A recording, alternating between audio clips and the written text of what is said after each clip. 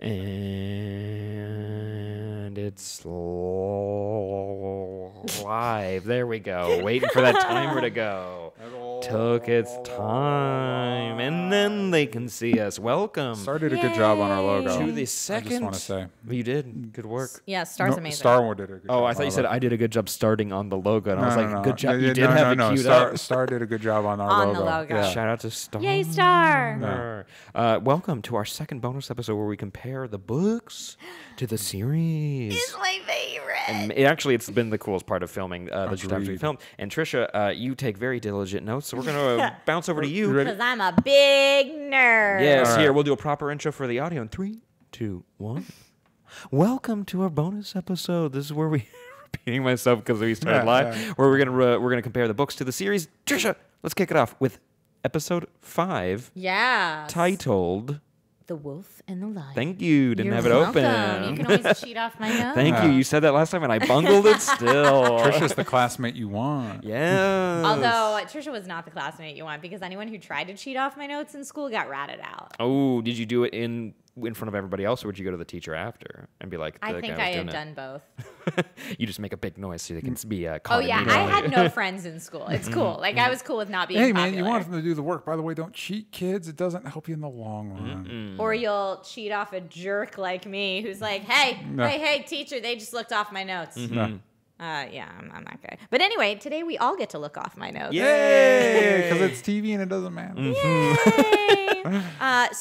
Okay, starting with episode 5. I know when we talked about it on the show, on the podcast, I had said that my favorite scene was the scene between Peter and Varys. Yes. That scene doesn't happen in the books. Well, because you're only with, there's perspective characters, right? And I don't imagine either of those guys would be perspective characters. Is Peter at any point? It's hard for me to remember because I think they both become perspective characters later. Because it's been 20 years since the last book. It's been a real long time since I read the book, or the first book, I should say. It's been a real long time since I read the first book. But I know Peter and Varys are both perspective characters later in the book series, but I don't remember if they are in the first book or not. But yeah, we never get that series. It's because it's each chapter is a different character's perspective. That's why a lot of times we see things through 2 character scenes in the show because it is their best way to translate what we get being a single character perspective. But that changes a lot of times the information that we get in the series versus the information we get in the books. Let's see what else happens here. That's crazy that they've made such good decisions, like the scene with Robert and Cersei in this episode as well, where they confront each other, and it's a really good scene where like they actually build out their characters, and it's one of my favorite scenes, and so was that one. So it's interesting. Yeah, they did a great job. The series did a really good job. Like I said, I don't feel like Game of Thrones has the quote unquote angry book nerds that are like, the books are better, because the series it's a really nice adaptation of the story, and it adds its own stuff to it. Okay, so let's see. I have Catelyn tells Tyrion that, Oh, yeah. So Catelyn tells Tyrion what Peter told them about the dagger in the books. Instead of just being like, I know you did it, which is kind of how it plays out in the series, like in the confession scene. She says, no, Peter said that you lost the dagger in a bet against Jaime jousting. Which then Tyrion says, well, that's obviously a lie because I would never bet against my own family. Which is a very, like, why would Catelyn give him that? But also, like, kudos to Tyrion for being like, come on, this is a lie, obviously. So we win at everything. We're those guys, all right? I'm not betting against us. Yeah, which totally makes sense. And you'd have to wonder in that moment, would Catelyn have thought, oh, yeah. Yeah. Oh, yeah, maybe we may have bungled this. Yeah, and maybe my husband might get in trouble because of this. Oops. Oops. So that's interesting. Also, when Arya ends up down in, like, the Dragon Heads overhearing Varys and Illyrio having that conversation, she hasn't just, like, taken her dancing lessons and chased a cat in there, which I think is what happened in the series. It's actually Myrcella and Tommen start ridiculing her and giving her a hard time. And so we're not supposed to like them either. Right. Order guards to chase her, and that's how she ends up down Interesting. there. Yeah, Marcella and Tommen don't factor much into this season. Yeah, we don't see much of them at all, and I wonder if that's because of the young actors cast. I also think, I also wonder now in hindsight, maybe they knew that like once they matter, we're gonna have to recast them anyway. So maybe it's better to like. That's true. Not nuke their characters. Also, hey, you got a cameo from Garfield. But yeah, which is they're great. supposed to be shitty people too. Yeah, great. Everybody is. Also, in the books, Robin Aaron. Yeah. His name is Robert Aaron, but they were probably at this point just like, well, we got a Rob Stark, we got a Robert Baratheon. Yeah. Let's have one less Robert to make it a little bit clearer. Which Please. kudos to the series for clearing up who's who in the character trees, because that's a goddamn nightmare. Imagine when you're you have the books. giant whiteboard with all the characters and all their connections to all the other people. It's like, we got to clean this up just a tiny bit. So many yeah. of them just have the same damn name. Some people look the same. It's like, it's not fair. Yeah, It's not why would fair. you do that? Okay, so that was a good series adjustment. The Loras and Renly scenes, Yeah. those are only ever hinted at in the books. That even that they're lovers is only hinted at in the So books. even by the time you get to book 2 and everything, it's never explicitly stated Renly's deal. It's never explicitly like they're boning. Gotcha.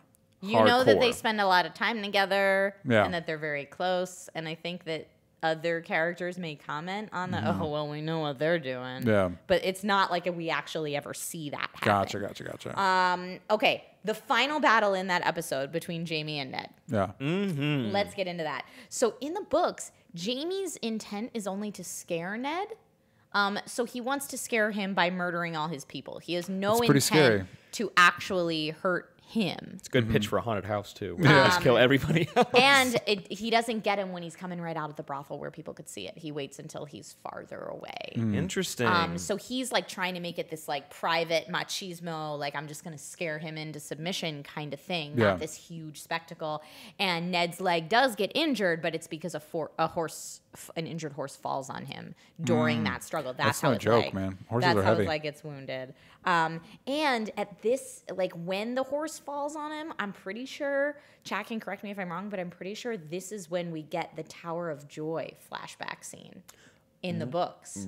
Why? Just cut like he's injured and he starts Yeah, talking, that's or just what? like, no, he doesn't tell anyone about it. it's in It's internal- in his okay. head because it's from his point of view. But that's Oh. when we as the reader get a flashback to the Tower of Joy. And it's not, these are specifically the characters in question, Gotcha.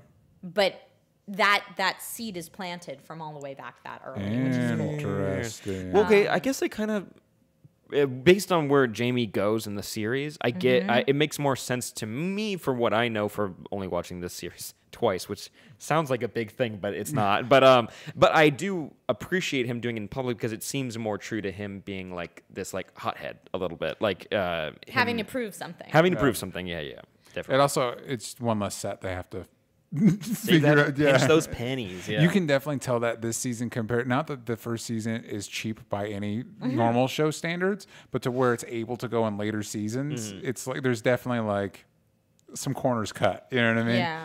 Yeah, for sure. Okay, moving on to episode 6, A Golden Crown. As I mentioned in that episode, the Daenerys grabbing the dragon egg and not getting burnt scene, that was added in specifically for the series. That's not in the books. Helpful. When Rob and Theon have to rescue Bran from the wildling attack, the direwolves have a part in that fight in the books, Okay. and they don't really in the series, and that's probably for budget reasons. But Yeah. again, we kind of downplay the link between the Stark children and the direwolves. Doesn't he? I might be jumping ahead. I'm sorry. That's Doesn't Rob okay. actually in the book actually ride the dire wolf? Because I know there's a story, like the rumors of other soldiers are like, I hear he does this, but I don't remember. I thought it was like that. crazier. I don't becomes remember huge, that. the size of a No, bus. I mean the big thing that I took away from the books, and I know that people have differing opinions on this, but I feel like all of the Stark children in the books have some kind of type of warg link with their direwolves. Very Okay. cool. And that's very strongly hinted at, if not actually seen. It's a lot of times it's depicted as a dream. So, I had a dream where I was a wolf. Interesting. And it's kind of left up to you if they actually have those capabilities or not. But I, as a book reader, thought that was the case. That's so cool. It's surprising to me that the series doesn't touch that with a 10-foot pole. Yeah, it's weird of all the things that they do that it feels like the direwolves are the one that like it's just too much. It's just too much money. Like we just can't like. And they just kind of forgot about it. Because there's a big battle later where it's like either you get the giant or you get the wolf, and we chose the giant. Yeah, well, maybe they just thought it was more impressive if they're not going to do the long haul story arc also with the dire wolves. Considering what happened to the giant, I'm glad it was the giant, not the wolf. Okay, Catelyn. Okay, in the Catelyn, Liza, Tyrion trial scene, Catelyn tries to talk Liza out of the trial by combat. So in the series, he demands the trial by combat, and then it happens right away. In the books, he demands the trial by combat, and so it's going to happen the next morning. So there's some time there. And Catelyn's like, don't let him do a trial by combat because if he loses and Tyrion dies, Tyrion is no use to us dead. Yeah. We need him. Yeah. Or if he wins the trial by combat, she's afraid that he's going to win the trial by combat because she's seen Bran fight on the way there. And she's like, Bronn's a good fighter. Interesting. In the books, does Tyrion... Because it really looks like in the show that Tyrion looked out hard that Bronn was there and willing to take the money. Is that fleshed out more in the book? Like, was he just assuming that like somebody's going to want this money? Probably. Yeah. I do think that there are a couple more interactions between Tyrion and Bronn Okay. on that journey in the books, but not to at least from what I remember, not to the point where Bronn would totally take his side. Yeah. I have a question about the moon door. Does it make more sense in the books? Because it is kind of confusing how that castle's built a little bit. The moon door is actually not a door you drop out of, from what I remember. It's like a door between two towers with a big open space, so you would just like walk out it and fall or something like that. Yeah. I'd have to go back and reread that section specifically, but the moon door is pictured different in the series. Interesting. I than get it is in the books. I get your critique, but it does look cool. It does look very Because then you cool. look at the outside of the castle with the sky prisons, the cells, Yeah. and you're like, wait, but the rock goes all the way that way, and so it's like, is it Hollow hanging in the out? middle? Yeah, or like because there's nothing down there. It's like there's floor, and then there's like hundreds and hundreds of feet. Right. Yeah. So you're like, what is it? Like, it's not a huge critique. I'm just like confused a little bit of where this thing He sits. wants the blueprints. Yes. And you know what? Right. Honestly, they probably We should exist get 'em. somewhere. They probably exist Someone somewhere. figured it out. Yeah. But yeah, I brought up the Catelyn stuff because, again, this is another moment where I think in the books, Catelyn plays the game a little smarter than she's given credit for in the series. Big Appa says, referencing your book thing, he's watched all the shows many times, but hasn't reread the books yet, and he needs to do that. And as far as the door goes, he says, yeah, it was more of a door in the books. So not like a hatch. It was, okay. It's like a door. Hatch, good use of the word hatch. Yes, agreed. All right, moving on to episode 7. You win or you die. Or in Sam's cut of the episode, you win or you lose. Which it could be viewed as losing It could be. sometimes. Yeah. Yeah. Okay, That's so dark. The Cersei Ned scene where he's like, I know Joffrey is Jaime's, that whole scene. Yeah. Ned does not do that in a courtyard in the books. He has her, he meets her in the Godswood. Yeah. And he says so that the gods can see what's about to unfold. There's a Godswood in the King's Landing? There is. Interesting. Yeah, he meets her in the Godswood. I want to say it's farther out, but they have it there. It is there because there's a couple times later on that Sansa will request to go pray there. But yeah, so he says in the Godswood so that the gods can see what's about to go down and what she's going to admit. Not much help, were they? He thinks that that's going to somehow make her more sad about what she's done or something. And when he tells her, Cersei attempts to seduce him. Interesting. As a tactic, which is an interesting tactic because the Cersei that we've come to know from the series wouldn't go there. No. But it is interesting. It is a decision. It is interesting. You know, I expected when I first started watching the show, like episode 1, I expected like Cersei's Jon's mom or something. Like, I don't know. I expect because it was Lena Headey and I knew her from 300 and Sarah Connor Chronicles. Like, I thought she was going to be connected up with it because I kind of saw Cersei and Ned as like the leads or something. You know what I mean? Like, I don't know. It's interesting. It's interesting. She was Sarah Connor? Yeah. She's so good. That show's so good. I've got all the DVDs. I'm going to loan them to you, whether you like them or not. DVDs of it? It's a good show, dude. Okay. I haven't watched it either. I'll have to borrow them. Nobody as well. did. That's why it was canceled. Does that tie back to Game of Thrones in some way? Because Lena Time Headey's travel? in it. Lena Headey's in it. It's Lena Think Headey. about But it. yeah, her character arc then in the books, I feel like she is either a little bit more vulnerable or in some ways maybe perceived as a little weaker in that she goes to the seduction technique, which to me always kind of played as like maybe how she got by in the beginning of her life, like before she had this power and authority. But in the series, it's definitely not presented like that. And I think I like the series choice better for her. I think she's a more interesting character. Going up to the wall, Benjen's horse never returns. They just assume he's in trouble because he's been gone for so long. Visually, the horse bit's better. Visually, the horse is better, and they get to have like the moment of John being like, "Oh no, my uncle." Yeah, as opposed to John just being like, it's been a minute. Well, and the passage of time is so weird in the series that it's really hard to gauge. It's hard to gauge how. Like, is he gone 2 days? Is he gone 2 years? We're not sure. Okay, so then, Peter's plan. So when Peter comes in to Ned and is like, "Hey, we should do this, and we should do this, and we should do this." Peter's plan does definitely include not making Stannis king in the books.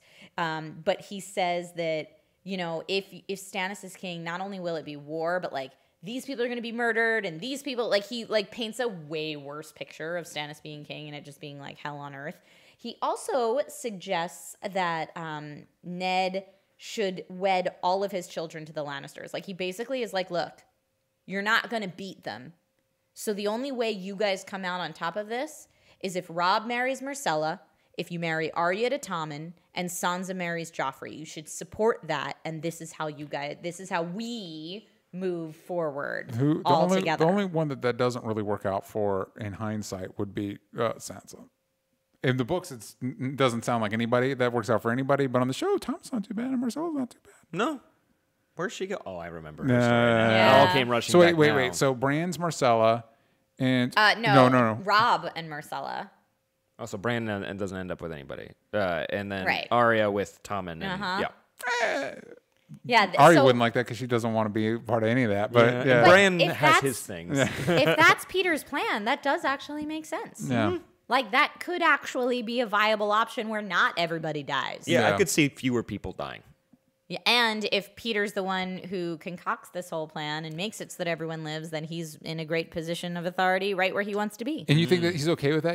Because in my mind, I still think there's that Peter that wants to be on the throne. So there's like a stage 2 where still everybody dies. Oh, he would definitely have future plans beyond that. That wouldn't be the end of the story. And then there's also the question of, does he already know that the Kingsguard is, or that the City Watch, does he already know that they're bought by the Lannisters before he even goes in to have this meeting with Ned? No. Like, is this whole meeting with Ned him knowing he's going to screw him over anyway, but trying to get him to behave a certain way? Yeah. I don't know. They're all really good questions, but I thought it was interesting. They're like, let's just marry all the Starks and the Lannisters so that you guys don't fight, even though everything Peter's been doing so far is like, fight the Lannisters.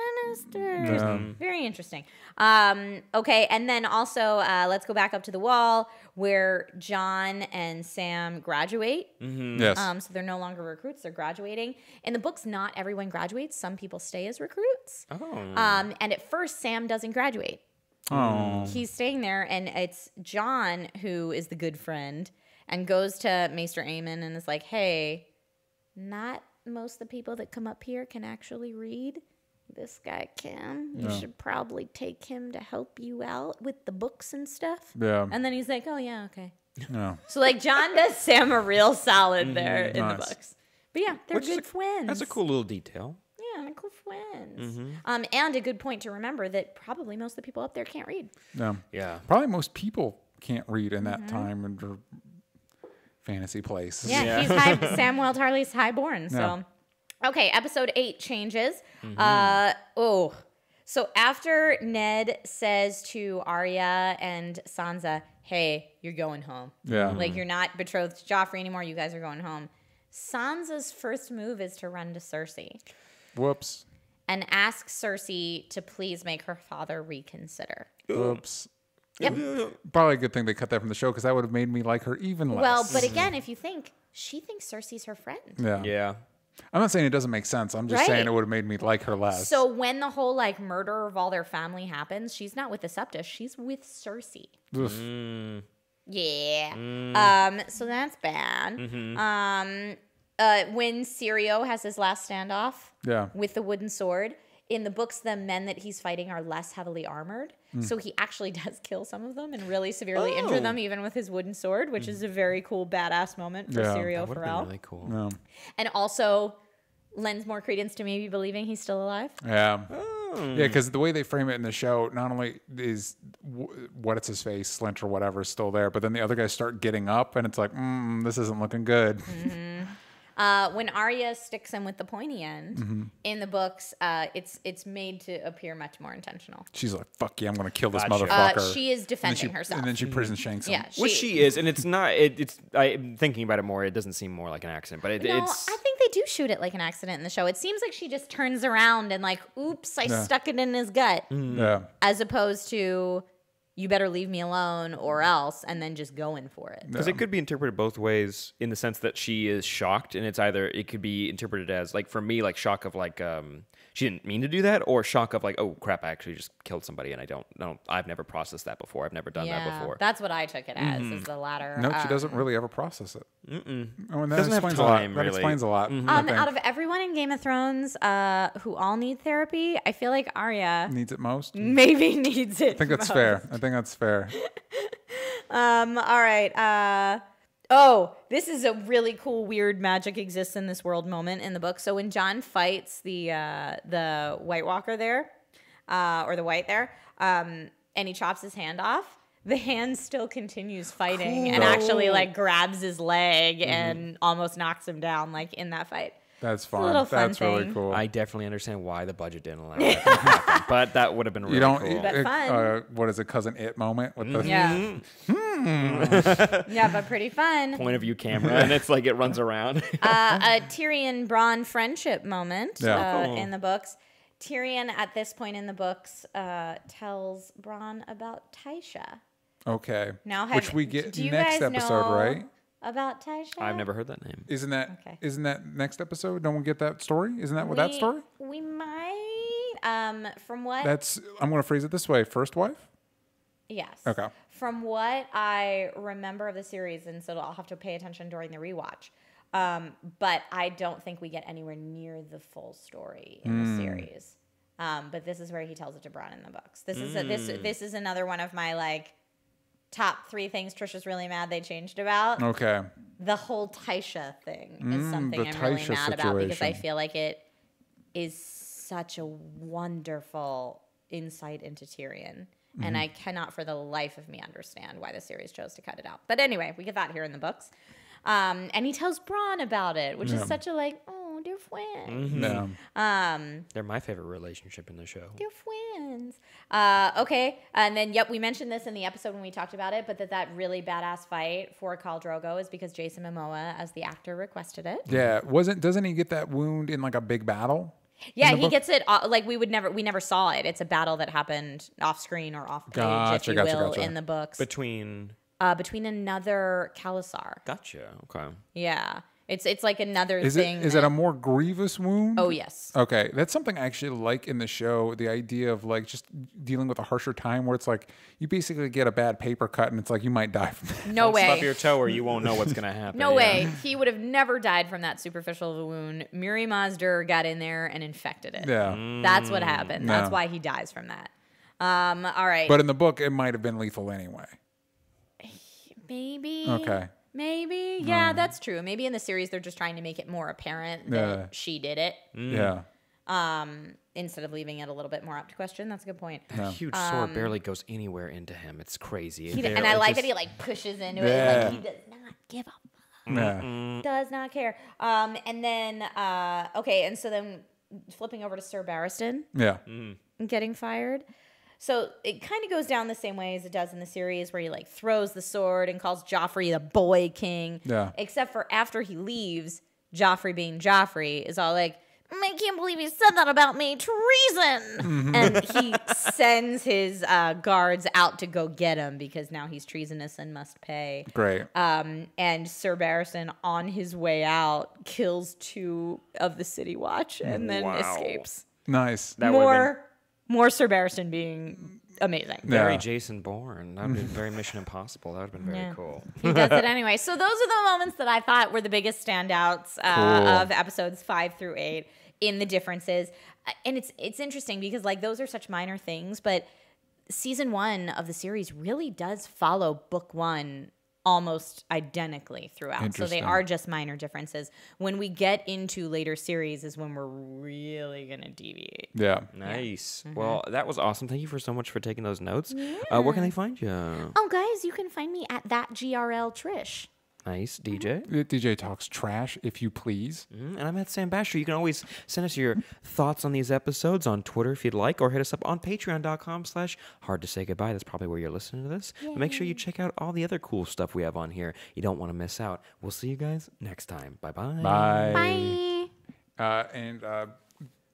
Big Apple was in the chat. We appreciate it. And thank you for joining us. And we'll see you next time. Make sure you do the watch along we're going to do next week when we're watching more episodes. They're big ones. They're big ones. All right, Bye-bye. bye.